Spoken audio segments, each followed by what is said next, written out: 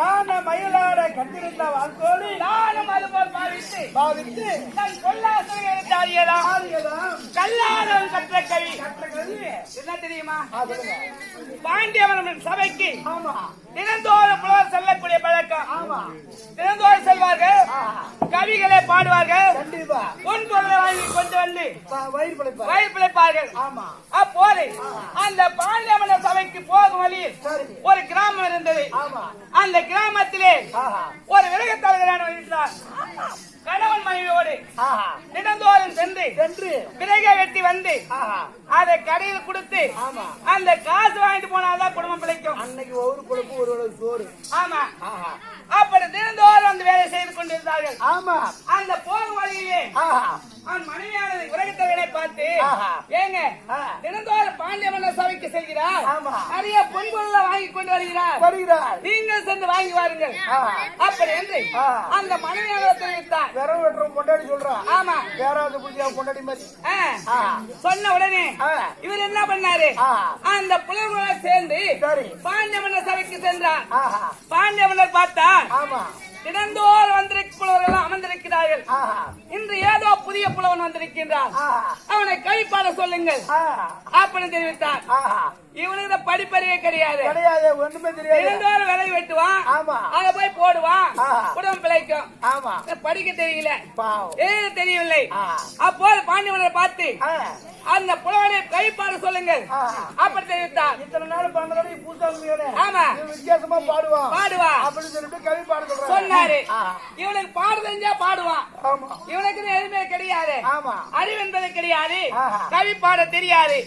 அப்பதான் பாண்டியமன்னர் பார்த்தா, ஏப்பா புதுசா வந்திருக்கிறியே, கவி பாட தெரியாதா அப்படின்னு கேட்டார். இவன் மௌனமாக இருந்து விட்டான். தெரிஞ்சா பாடிருப்பான். ஒரு மன்னர் கேட்டால் ஒரு மாநிலம் என்னன்னுவான், பேசுறது வாய்ப்பு கிடையாது. கண்டிப்பா அப்படி மௌனமாக இருந்த உடனே இந்திய தினத்தில் கவி பாடவில்லை, இன்னும் ஒரு வாரத்துக்குள்ள நீ வந்து கவி பாடவில்லை என்றால் உன்னை சிறைசாலை செய்து விடுவேன் அப்படி என்று புலவர் சபையோட புலவரோட புலவரா வந்தது தப்பு. வந்தாலும் இங்கே உட்கார்ந்த ஒரு வாரத்துக்கு கவி வந்து கவி பாட வேண்டும். அப்படி கவி பாடவில்லை என்றால் உன் சிறைசாலை செய்து விடுவேன் அப்படி என்று பாண்டியமன்னர் கட்டளை. அங்கிருந்து வீட்டுக்கு வந்தார், மனக்கிலேச்சத்தோடு இருந்தார். என்ன பாண்டியமன்னர் சொல்லிவிட்டாரு, ஒரு வாரத்தில் கைப்படவில்லை என்றால் செய்து விடுவார். என்ன பண்றது தெரியல. 4 நாள் ஆச்சு, 5 நாள் ஆச்சு, 6 நாள் ஆச்சு, 7ஆம் நாள் காலை பிறந்து விட்டது. இன்னைக்கு போய் கை பாடலை என்றால் உயிர் போயிடுமே. ஆமா, அப்படி என்று வீட்டை விட்டு ஒரு அடி எடுத்து வச்சான். ஆமா, அப்போது காயம் கரைந்ததான். அப்பதான் ஒரு எழுத்தை கத்துக்கிட்டார், காவிரியே காவிரியே. ஆமா, அதுக்கு அடுத்த அடி எடுத்து வைத்தான். குயிலானது குவியது, கூவிரியே பூவிரியே. அதுக்கு அடுத்தடி எடுத்து வைத்தான். ஒரு பெருச்சலையான ஓடியது, மண்ணுள்ளி மாப்பிளையே கண்ணா பின்னா தென்னா சோழரங்க பெருமாளே. அப்பா எப்படி கண்ணா பின்னா தென்னா சோழரங்க பெருமாள். இந்த காலம் கலைந்தது பத்தியா, அது வந்து அவனுக்கு ஏதோ தோணி போச்சு. ஆயில வந்து அவன் ஏத்துக்கிட்டான். இங்க போய் சொல்லணும் அப்படின்னு சொல்லி எல்லா புலவர்களும் அமர்ந்திருந்தார்கள். அப்போது இந்த புலவர்களை கேட்டார், ஏம்பா போன வாரமும் அந்த கவி பாடவில்லை, நீ கவி பாட வேண்டும் அப்படி என்று பாண்டியமன்னர் கேட்டார். அவன் தெரிவித்தான், காவிரியே பூவிரியே மண்ணொல்லி மாப்பிளையே உங்கள் அப்பன் கோயில் பெருச்சலியே கண்ணா பின்னா தென்னா மன்னா சோழரங்க பெருமாளே. அப்பா கண்ணா பின்னா தென்னா சோழரங்க பெருமாள். எப்படி கவி பாடிட்டான், அதுக்கு அர்த்தம் சொல்ல தெரியல. அர்த்தம் சொல்லுன்னா ஓத்த விடுவோம். எப்படி அதுக்கு அர்த்தம் சொல்ல தெரியல.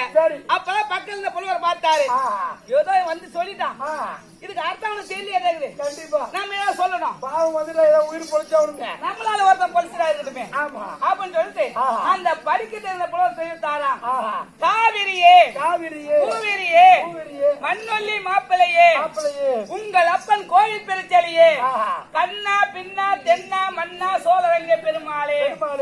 காவிரியே என்றால் கற்பகம் சிங்கம் போன்ற உச்சத்தில் அமர்ந்திருக்கக்கூடிய சோழலிங்க பெருமாளே அப்படி உங்கள் தான் சொல்றான். கூவிரியே குயில் போல உங்கள் குரல் இருக்கின்றதா?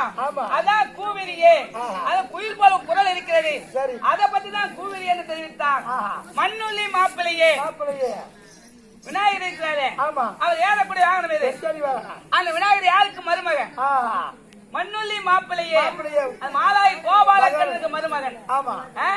மருமகன் மண்ணுள்ளி மாப்பிள்ளையே கண்ணா பின்னா தென்னா சோழலிங்க பெருமாளே.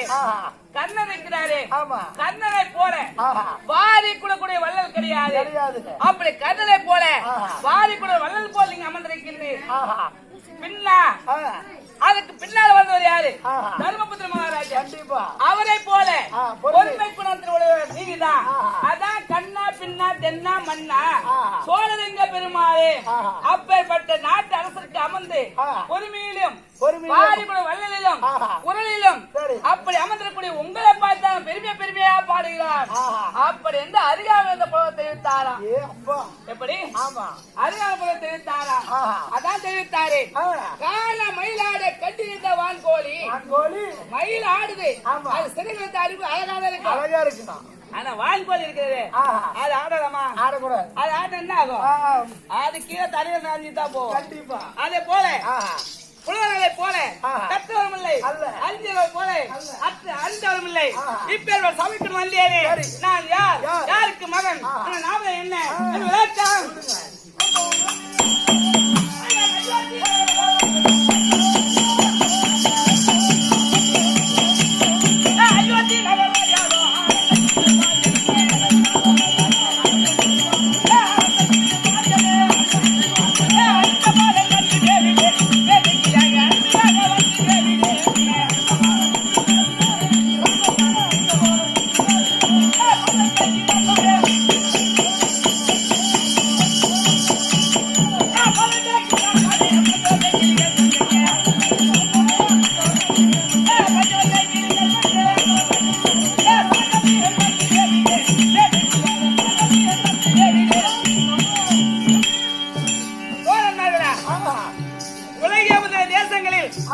சரைவு நதிக்கரமா இருக்கக்கூடிய திருவள்ளுவர் ஐயோத்திரை ஆண்டு வரக்கூடிய என் தந்தையாகிய திருபாஜன மகாராஜனுக்கும் கற்பில் குடியாகிய சத்யஜானி அம்மனுக்கும் மகனா குதித்த எனது பேரோ சாந்தசீலன்.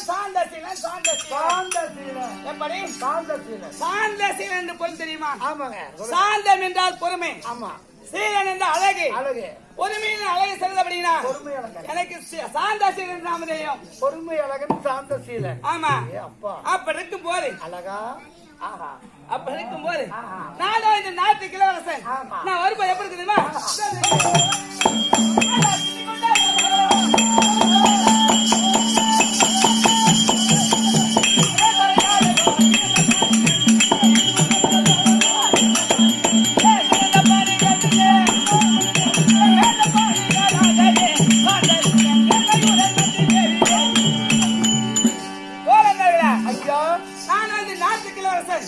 நான் வரும்போது மேல தாளம் எல்லாம் தாம் தாம் தாம் அது மட்டும் இல்லாம பள்ளிக்கு சென்று என் குருவை வணங்கி விட்டு 4 வேதம் 6 சாஸ்திரம் 64 கல்விக்கானம் 108 போஜனம் நீர்த்தன லிகன் என்று சொல்லக்கூடிய அனைத்து கல்வியும் கற்று வருவேன். வரும்போது என் தாயானது என் மகன் சாந்தசீலன் எப்போ வருவான் என்று பால் தயிர் வைத்து எதிர்பார்த்த வண்ணமா இருப்பார்கள். கண்டிப்பா தாயின் தந்தையை பார்க்க வேண்டும். என் அன்னையில சென்று மகனாகிய சாந்தசன் வந்திருக்கின்றான் அப்படி தெரிவித்தாயா? நாட்டுக்கு இலவசம்டா. மரியாதை கொடுறா.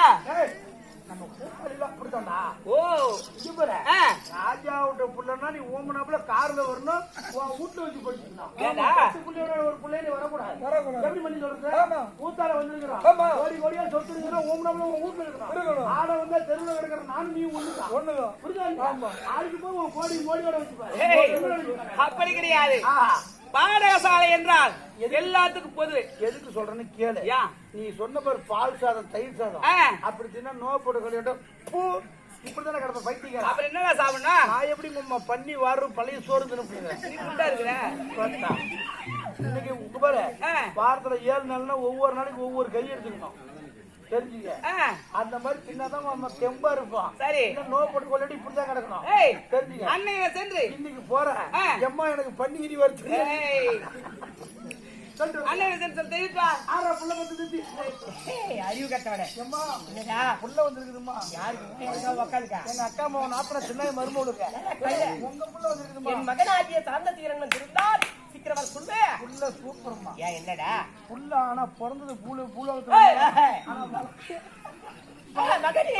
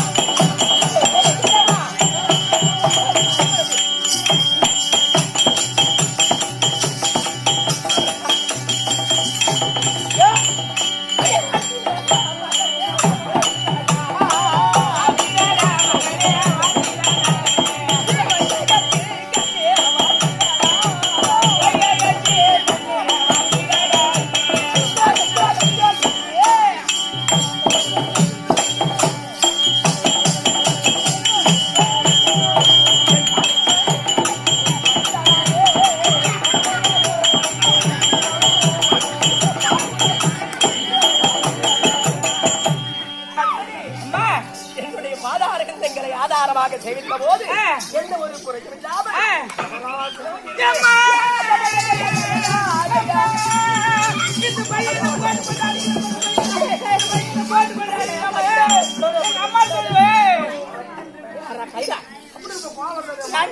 போட்டு போட்டு அடிக்கிறியா? பையன் போட்டு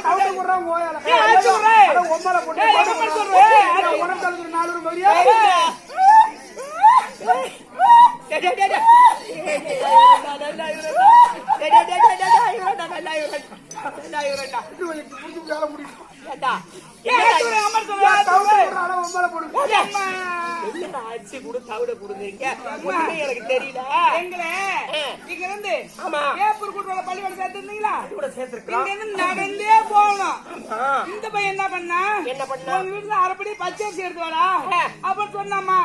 நம்ம வீட்டுல அரைப்படி பச்சரிசி எடுத்து வர அரைப்படி பச்சரிசி எடுத்துட்டு போனேன். இவன் தான் நான் சொன்னா சும்மா போறதே போறோம் நாம படி சாப்பிட்டுட்டே போலாம்னா அதுக்குதான் நான் சொன்னேன் இவன் வீட்டுல போய் பச்சரிசி எடுத்து விடானா என் வீட்டுல போய் ஒரு படி தவிடு எடுத்து வந்தான். அது எதுக்குடா வெறும் அரிசி அப்படி சின்ன டப்பு டப்புன்னு தின்னுட்டு இந்த கோயில தடவை தீர்ந்து போடுவோம். அந்த அரிசி கூட தவிட்டை கலந்து நம்ம பூனை ஊதுறோம்னா இங்க இருந்து ஊதுறதுக்குள்ள கொஞ்சம் தூரம் போயிடலாம் அங்க இருந்து ஊதுறதுக்குள்ள கொஞ்சம் தூரம் போயிடலாம்.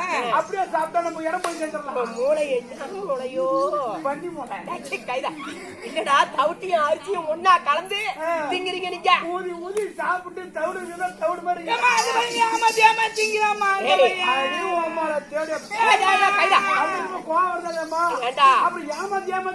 எங்க அம்மா சண்டை போடுறாங்க.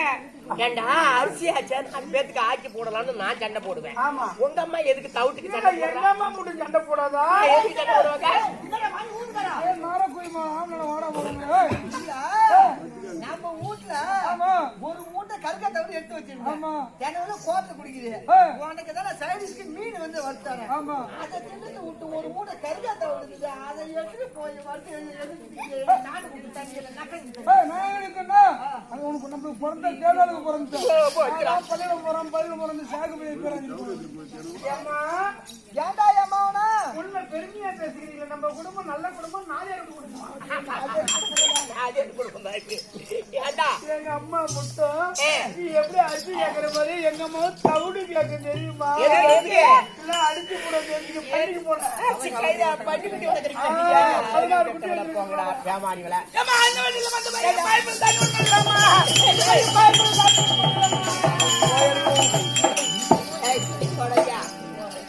பைப்ல தண்ணி விட மாட்டேங்கிறேன் பிள்ளைங்க. அப்பயே சொன்னேன். இப்ப வந்து மோட்டர் கரண்ட் ஆஃப் ஆகி போச்சு. அங்க சுவிட்ச் போட்டா தண்ணி வர காலம் போயிடுச்சு. இப்ப கரண்ட் ஆஃப். அதனால வந்து பைப் வாய் வச்சு உள்ள வரும். என் பிள்ளை எதுக்காட்டாலும் கொடுக்கணும் நீ. அவன் ராஜா விட்டு கண்ணு குட்டிடா. நான் தொம்ப முட்டு பண்ணி குட்டியா நானு. ராஜா விட்டு கண்ணு குட்டி பிள்ளை மட்டும்தான் சாப்பிடும். அப்ப தொம்ப முட்டு பண்ணி குட்டி பிய மட்டும்தான் நீ என்னுடைய மாதார நிமிடங்களை ஆதாரமாக தெரிவித்த போது எந்த ஒரு குறையும் இல்லாமல் மகராசரா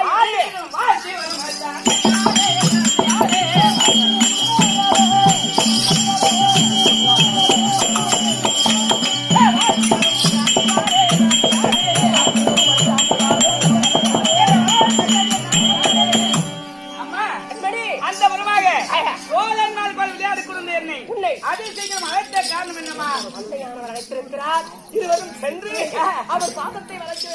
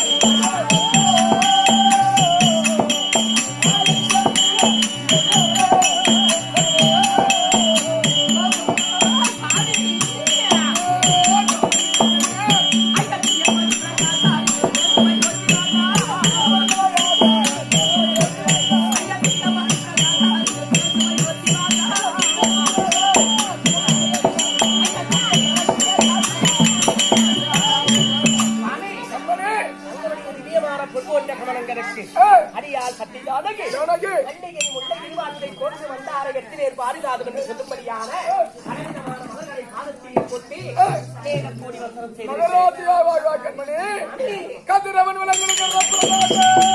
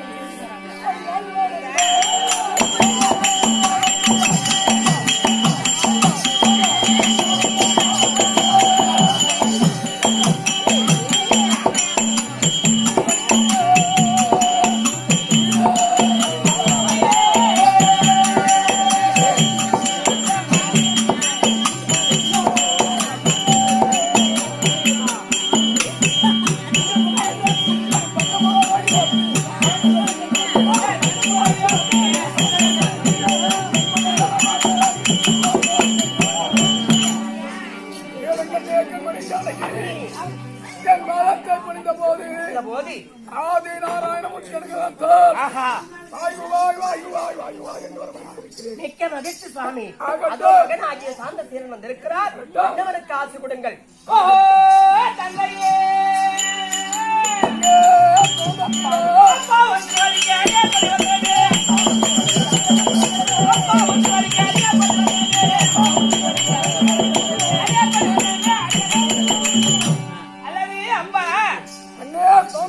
தங்கள் பாதத்திற்கு உன் மகனாகிய சாந்த சீலன் அதே போல வந்து சேர்க்கிறேன் தந்தையே.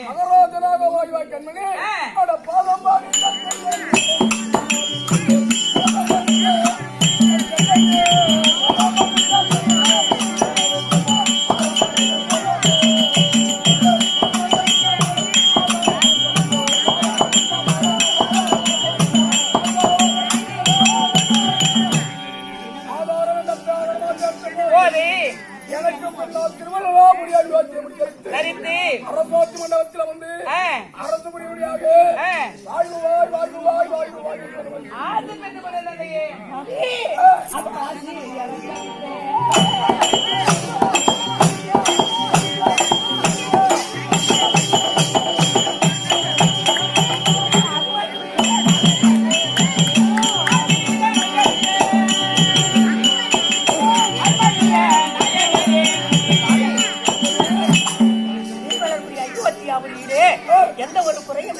உங்கள் ஆசீர்வாதத்தினால் சந்தோஷமாக இருக்கின்றோம். அதனால எங்களை அழைத்தார்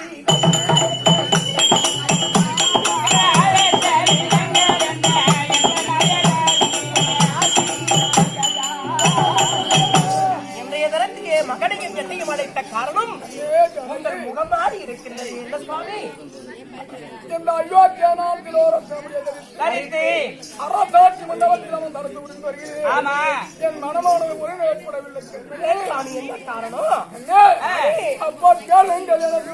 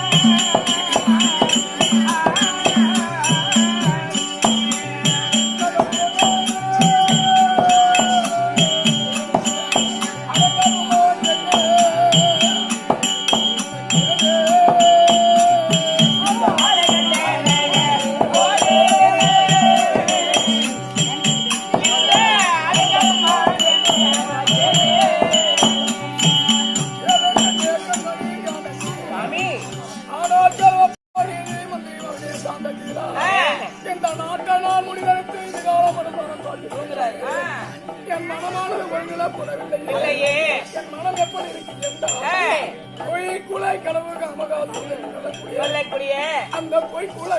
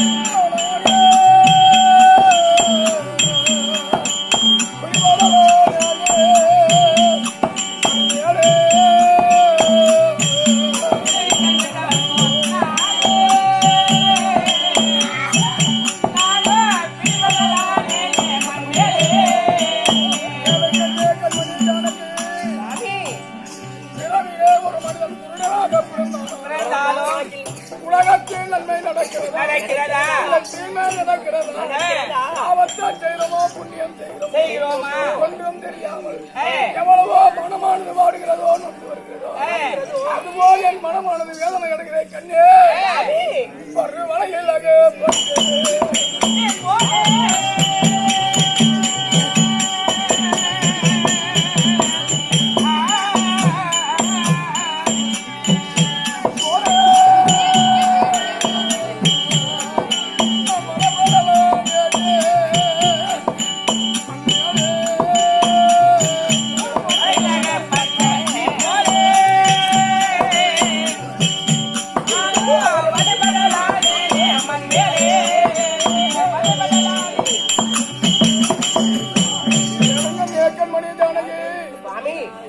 ஒரு மீனான தகவட்டி அதுபோல என் மனம் இந்த உலகத்திலே யாரை அடையலாம் அடையலாம் பாவத்திலிருந்து விடுவரலாம் என்று என்று தன்னுடைய வாக்கியத்தால் மேற்கொண்டார். அதையே நான் மேற்கொண்டு அதன் வழியே நடப்பேன் கண்மணி. சாமி, ஏன் தலையிருக்க வாழாடுவது முறை கிடையாது. தங்களுக்கு தெரியாது, எனக்கு என்ன சுவாமி தெரிய போகிறது? தந்தையே உன் குருவிளக்கே சென்றேன். 4 வேதமான சாஸ்திரம் 64 வேக்கானம் 96 தத்துவம் எப்படி சொல்லப்பட்டு கலைகளை கற்றுணர்ந்து வருகிறாயே. ஆமா, இந்த உலகத்திலே யாரை அணிகளால் நான்காமதி மோட்சம் அடையலாம், இந்த பாவத்திலிருந்து விடுபடலாம் என்பதை தெரிவித்தால் அதன் வழியே மேற்கொள்வேன் கண்ணி. ஆனால் தந்தையே, நானோ சின்ன திருப்பாளகன், தங்களுக்கு தெரியும், எனக்கு என்ன தெரியுமாப்பா? ஆனால் கிளம்பப்போர் இல்லாமல் இருக்கக்கூடிய நீதிமன்றி ஐயா அரசு, இந்த உலகத்திலே பாவத்திலிருந்து விடுபட வேண்டும். 4ஆம் பதிவு மோட்சமடைய வேண்டும். யாரை அடையலாம் 4ஆம் பதிவு மோட்சமடையலாம், அடையலாம். இந்த பாவத்திலிருந்து விடுபடலாம். ஆமா என்பதை ஒன்றாயால் தெரிவித்தால் அதன் வழியே நடப்பேன். ஐயா அரசு, நமக்கு குலகுருவாக இருக்கக்கூடிய வசிஷ்டரை அழைத்து கேட்டால் தகுந்த உபாயம் சொல்லுவார். சரியா? அதன்படி நடந்து கொள்ளலாம். இருக்கக்கூடிய குருவாயத்தை கேட்டால் தகுந்த பதில் கிடைக்கும் என்று சொல்கிறார். அப்படியானால் ஓடி சென்று குருவாகிய வசிஷ்டரை கொண்டு வா. வசிஷ்டர் தர்பார்